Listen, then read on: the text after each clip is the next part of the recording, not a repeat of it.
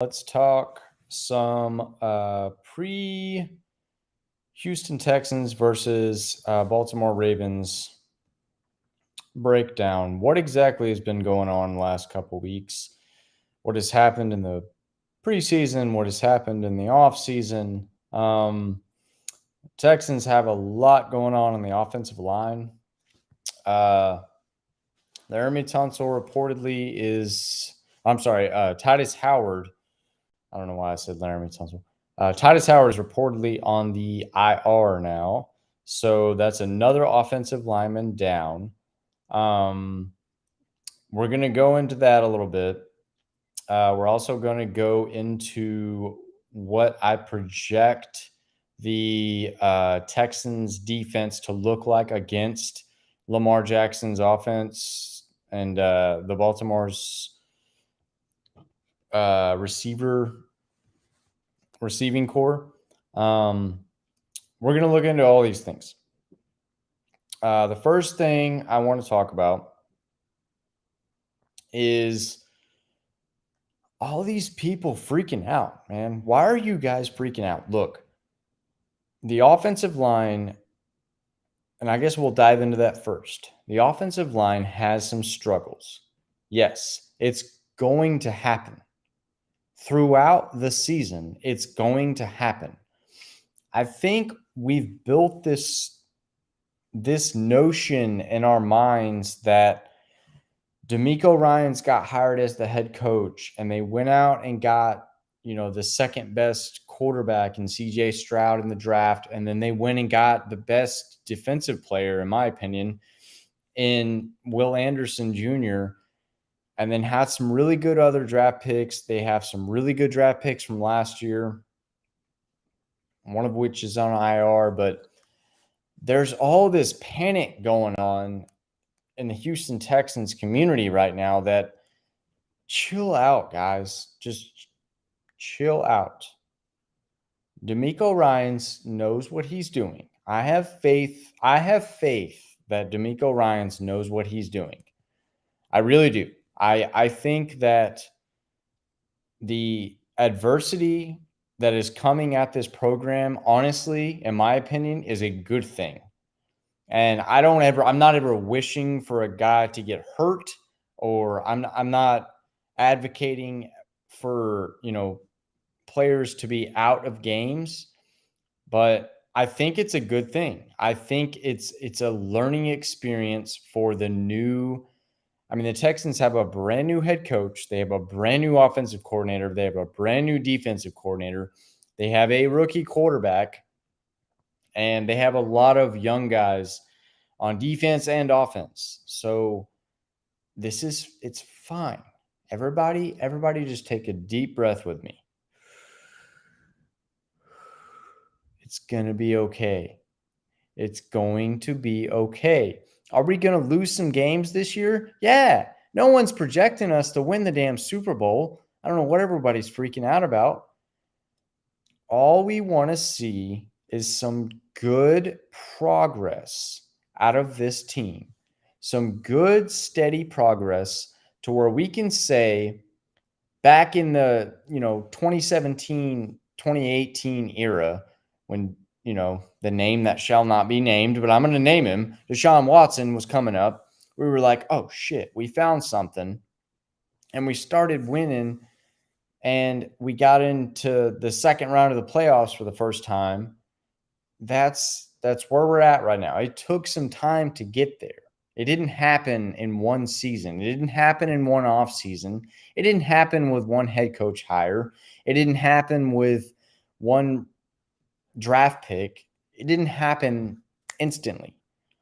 Everyone chill out, relax. We're going to ride this thing out together. It's not going to be seamless. An NFL season is never seamless. You're going to have some bumps in the road. And again, quite honestly, I'm glad this is happening at the beginning of the season as opposed to in the middle of the season when, maybe they found something with CJ Stroud and maybe we're in a playoff push and they lose the offensive line and everything goes to shit. It's fine. Everything is going to be okay. Titus Howard is reportedly on the IR and will miss at least the first 4 games of the season being on IR. My expectation for the offensive line will be Laramie Tunsil at left tackle, Josh Jones at left guard, Jarrett Patterson at center, Shaq Mason at right guard, and George Fant at right tackle. Now, is that what we were expecting when the preseason started, when training camp started? No, but that stuff is going to happen. It's fine. Everyone chill out. These are guys. When we talk about a guy like Josh Jones, he's been in the league for, I think, 8 years. He has NFL experience. He knows what he's doing. The only one I'm worried about really is Jarrett Patterson, who's a rookie, and we drafted as a center / guard who doesn't really have a whole lot of center experience, but he's kind of being thrown into the fire in a very quick and I don't know, figure it out kid or don't type of fashion. You know what I mean? Like either it's going to be great or it's not. But in the end of things, I mean, the center, you're either going to have a really great one, like you can have a really great one like Jason Kelsey, who calls, blocking schemes and is relaying different stuff to the rest of the offensive linemen, or you can have a rookie who is just basically out there to snap the ball and help block, protect different gaps. Laramie Tunsil is going to lead that offensive line. Laramie Tunsil has been named a captain alongside CJ Stroud on the offense. I have full faith in what Bobby Slowick is trying to do, and I don't think we've seen anything even sort of resembling what Bobby Slowick's offense is going to look like in the regular season. I think the preseason was a bunch of vanilla, just let's show you absolutely nothing. I also think that's why D'Amico has been very cryptic in a lot of his press conferences. A lot of the other players have as well. And that's kind of, the Houston Texans have always kind of been that way. But I mean, you're not going to show your hand at a poker table. You know what I mean? Like if you've got some good cards, you're not going to show what you got. If you're sitting around a bunch of guys at a hold'em table, you're not going to show what you got and just give your hand away and lose a bunch of money. If you've got a good hand, you're going to hang on to it and you're going to kind of shut the hell up about it and, let the rest of the table figure out what's going on. So I'm not too extremely worried about what's going on with the offensive line. Is it a concern? Yes. The depth piece is what concerns me the most, because at this point they're exhausting their backup options into their now starter options. So does it concern me? Yes. Am I concerned about the rest of the team? No. And I think that's something that all of I watch all of these YouTube podcasts. I watch Landry Locker. I watch Cody Stutes. I watch another Texans podcast. I watch Texans Cap. I watch all these. I watch Seth Payne. I watch Jake Asman. I watch all of these Texans podcasts, and everyone is so worried about the Texans offensive line. And look, guys, it is what it is. You can be concerned all you want, but this is the NFL. You're going to have injuries. You're going to have people go down. It has nothing to do with Nick Caserio. It has nothing to do with management. And you could point the finger and say, well, why didn't they plan ahead? And well, they did. They went out and signed 3 offensive linemen in the last, I think, 2 weeks. I mean, they didn't know this stuff other than Kenyon Green being hurt and Nick Caserio coming out and saying we knew this was an issue back in May. Other than that, no one knew this was going to be an issue. And they also drafted 2 offensive linemen in the draft. So quit freaking out. Just quit freaking out. They gave three offensive linemen extensions. They're looking after this. They're trying. It's not, again, it's not like they're not trying. Does it suck? Yes. Is it concerning? Yes. I've already said it, but I'm not overly concerned with what they're going to be able to put together, because they're going to be able to figure something out. And again, I think it's the first game against the Ravens. I think it's going to be Tunsil, Jones, Patterson, Mason, and Fant. Originally, I would have said Howard. Didn't earlier today, and that was a little bit. I was like, he ran in a left or his right hand. I can't remember. He broke his hand earlier in the and he's been out for a few weeks. He's been steadily. Signs were that he was good and on the IR. So it is what it is, guys. Don't freak out. It's fine. We're fine. Chill out. Again, just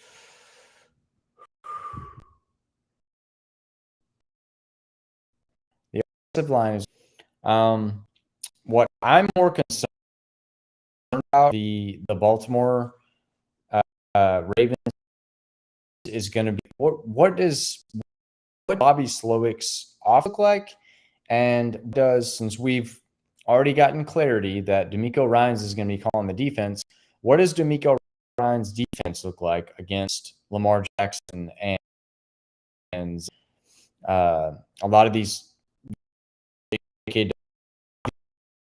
weapons that Baltimore has? That's where I'm more concerned about. I'm concerned about the defense, and I'm more concerned about the weapons CJ Stroud has around him. The offensive line, you got some big-bodied guys they're either going to figure it out or they're not, but it's not a make or break situation, I guess. To me, it's more along the lines of, does CJ Stroud want to make plays, and will he make plays? And does this offensive line have enough experience to mesh together and block for him to let him? So we're going to talk a little bit about what it looks like on the defensive side of the ball. So you've got Lamar Jackson coming back after an injury last year. That Lamar Jackson was looking damn good last season, and then he got hurt. Kind of similar to Jalen Hurts last year, where it just, the season for the Ravens ended kind of weird. And I would say the Baltimore Ravens have some pretty high expectations this season, but they're also one of those teams where everybody's just kind of like, we'll have to see. A lot like the Texans, where, I mean, a little bit, lesser to the Texans, but it is the same, where it's like, we'll have to see. They've got a lot of weapons. They've got a lot of good key players, but how are they going to mesh? And that's where I go back to the coaching. And like I said, DeMeco Ryans is already confirmed he's going to be calling defensive plays. So we look at what is DeMeco's track record. Well, he called one of the best defenses in the NFL in San Francisco, and he did a portion of that in the preseason. He's already said the first game against New England was all Matt Burke. That was Matt Burke calling plays, and then he stepped in later in the preseason. I'm fine with that. I'm fine with them testing the waters. Matt Burke was also a game manager. Could have really used him in that red zone play where they just blew it and went 4 and out after Denzel Perryman picked the ball off. But anyways, I'm getting a lot of good things out of the preseason and the offseason, a lot of good instances like that make me more confident in what they're looking at and what they're trying to do. I think D'Amico is going to be the defensive play caller. He's already, again, said that. So what does D'Amico's defense look like? Well, it's going to be swarm, obviously. We're gonna play with a relentless mindset and just absolutely attack the ball. What was that? What was the acronym? I'm trying to remember the acronym now. A special work ethic. That's what it was. A special work ethic and a relentless mindset. And that basically just kind of hones in on, I want guys in the building that are wanting to be here and want to work as hard as they possibly can to accomplish a goal, which honestly, if I'm in D'Amico's head right now, is at least to get a winning season. If I'm in D'Amico's head, a winning season. I know damn well D'Amico is not thinking, "Oh, we're going to win the Super Bowl this year." He's not that naive. He's not an idiot. But if they can eke out like a 9-8 season somehow, I mean, D'Amico's thrilled. And wins and losses are they're gonna dictate this first season of his, but they're also gonna come and go. It's not gonna be so black and white as much as I want to see progress from the young players. I want to see progress from the young coaches. I want to see chemistry built. I mean, you see what the Kansas City Chiefs have going, with Andy Reid and Pat Mahomes and Travis Kelce and all these. It just seems like there's just such a mesh and a brotherhood of people. And Nick Caserio speaks on it a lot. He's like, we're in the people business. We're in the football world, but we're in the people business. And he says it a lot. And I think it's a great way of looking at really anything. And, Nick has this grand way of looking at the NFL as a business. And it is a business. So that's what I'm kind of looking at this season is what do the Houston Texans do this season as a business? Not necessarily as a football team, but as a business. Are they growing? Are they prospering? Are they building relationships? And I know it sounds cheesy and I know it sounds ridiculous and I know everybody wants to see some wins, but that's what I'm looking at. Are they growing as an organization? And if they're not, then something's got to change. And it's going to start with Nick Caserio. And he's the one on the hot seat because D'Amico Ryans is probably going to be here at least for 2 seasons, at the very least. And that's if they just absolutely just do awful over the next 2 seasons. But I don't see D'Amico Ryans leaving for a while, honestly. That guy has won the city over. He's won the fans over for the first time, and I can't even tell you how long. I don't see D'Amico Ryans not being the head coach of the Houston Texans for a very long time. And even with some losing records, I just don't see it. And that's maybe speaking a little bit as a fanatic, but also a little bit as just as a business person. Like it doesn't make any sense that you've hired, 3 head coaches over the last 3 years and you fired 2 of them in their first year, after their first year. You can't keep doing that. You're going to have to figure something out. And you're going to have to ride out the bad times. You're just going to have to. And again, that's where I go back to. It's not going to happen overnight, but it starts with the Baltimore Ravens. It's going to be a tough game. I'm predicting the spread right now, I think, is 9.5 points the last I checked. And the over-under is like 43.5 or so. I don't really expect this to be such a super high scoring game. I really don't. Lance Zierlein said the same thing on Sports Map Houston earlier. I don't think this is going to be a very high scoring game. I think it's going to be a very defensive game. I think there's going to be some turnovers. I think there's going to be some really good special teams plays. Um, John Mechie is actually listed as the kick returner, Tank Dell as the punt returner. There's no more Desmond King. He's a Steeler now. I think I had to throw that little tidbit in there. I think this is going to be a very back and forth defensive game, unless Lamar Jackson just starts going nuts in the first half. If the first half gets out of control and the Texans just can't stop anything and can't control anything, I feel like D'Amico might get a little nervous and start to try too hard on defense and exacerbate things a little bit and make it worse. So I think if the Texans can control the first half to a point to where it's back and forth and kind of a defensive battle, back and forth, and maybe keep it within 3 to 7 points, this is going to be a very low scoring, tight defensive game. That's my opinion. I don't know. We'll see on Sunday. No one knows. Everyone's got their opinions. Who knows? This may be a blowout. It very well could be a blowout on either direction. These are NFL teams. These are guys that are very good at their jobs.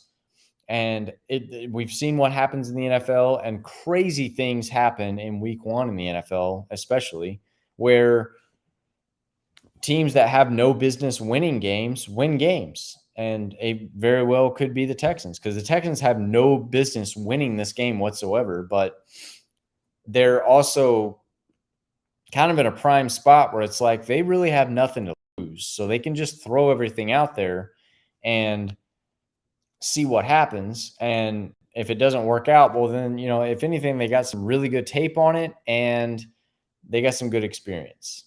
You know what I mean? Like there's not a whole lot to lose out of this game other than obviously losing the game.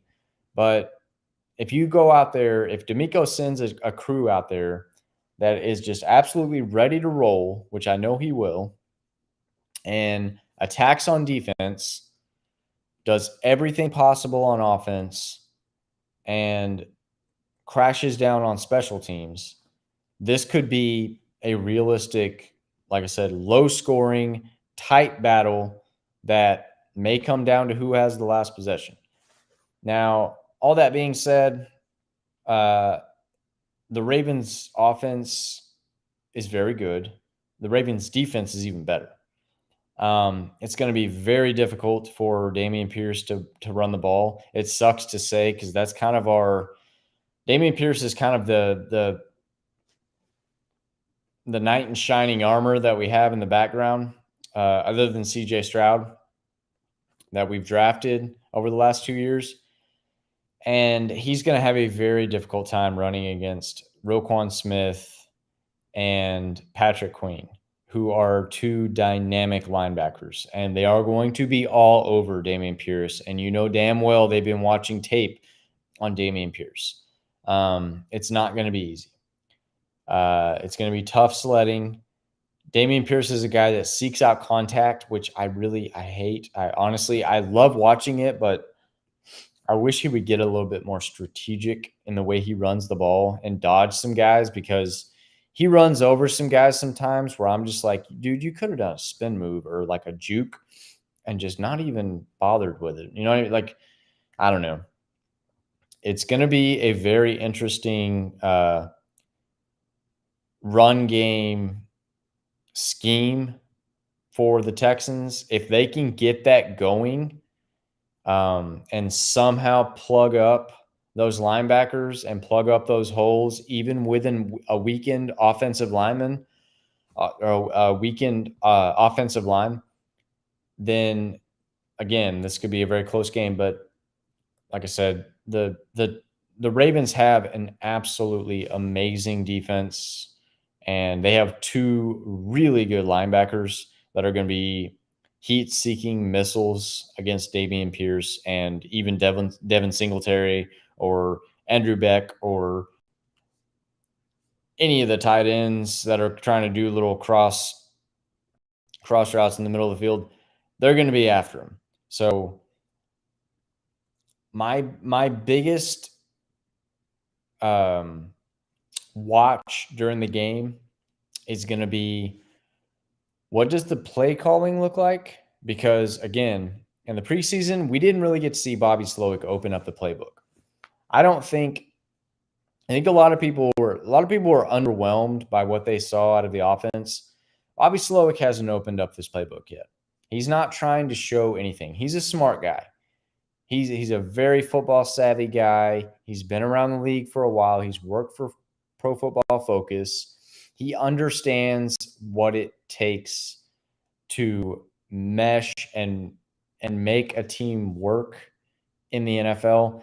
He's not an idiot. He's not going to flip his hand over before the flop. All you poker players will get that reference, but Bobby Slowick is going to open up the playbook a lot more against the Baltimore Ravens this Sunday. I'm interested to see what that looks like. I'm interested to see what DeMeco calling the defense looks like and how that communication works. Are there moments of miscommunication or whatever the case may be, because Denzel Perryman is going to be the Mike linebacker, and DeMeco's already said, we rely a lot on our Mike linebackers, the middle linebacker, which is going to be Denzel Perryman, to relay a lot of the stuff to the defense. Now they also have Jalen Petrie, and Jimmy Ward, I guess, is going to miss this first game. From what I'm hearing, he is injured.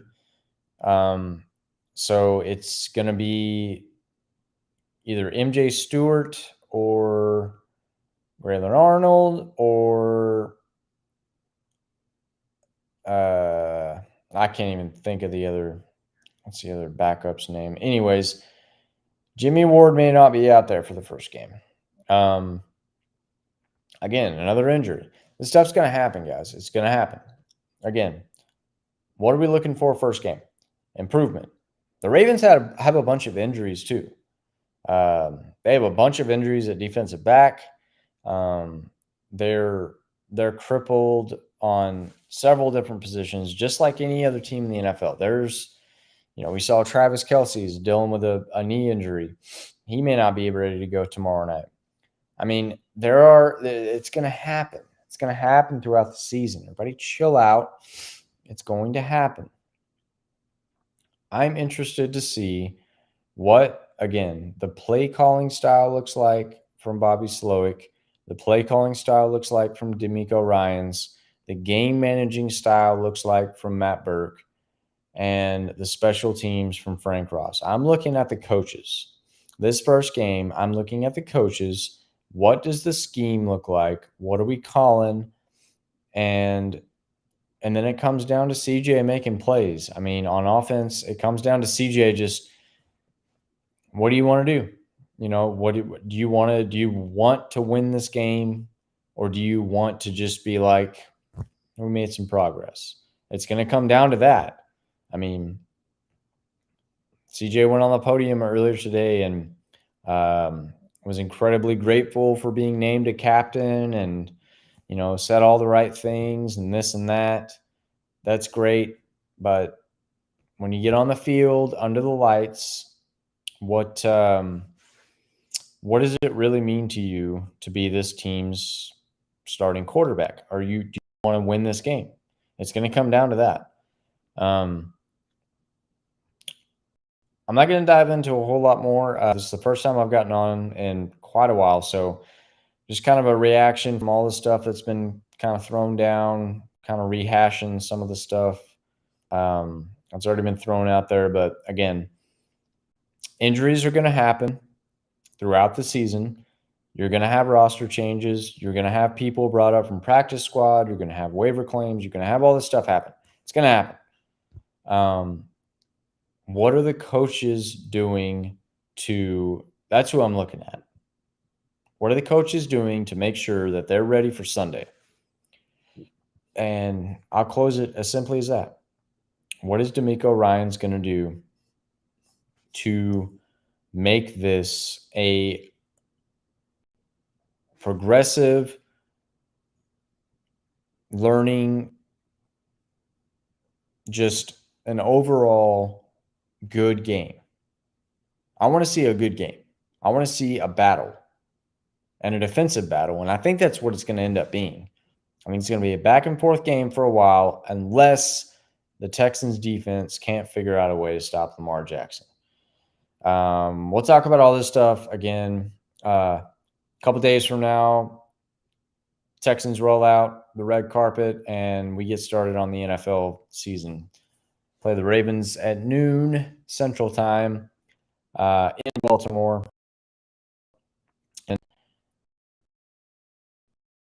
as of right now, again, everybody stay patient. Injuries are going to happen. What is this coaching staff going to do about it? And how do they fix it? And how do they cohese everything? I guess would be the biggest question. My prediction of this game, I'll just go ahead and throw it out. My prediction of this game, I think it's going to be Ravens 24, Texans 14. I think they cover the spread. I think the Ravens come out, and I think it's a battle at first, and in the second half, I think the Ravens take off.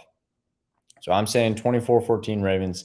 I'm a Texans fan, diehard, been here since 2002, but I'm giving you my honest opinion. I think it's Ravens 24-14. And if I'm wrong and it's the opposite, then I'm a happy man. But that's what I think it is.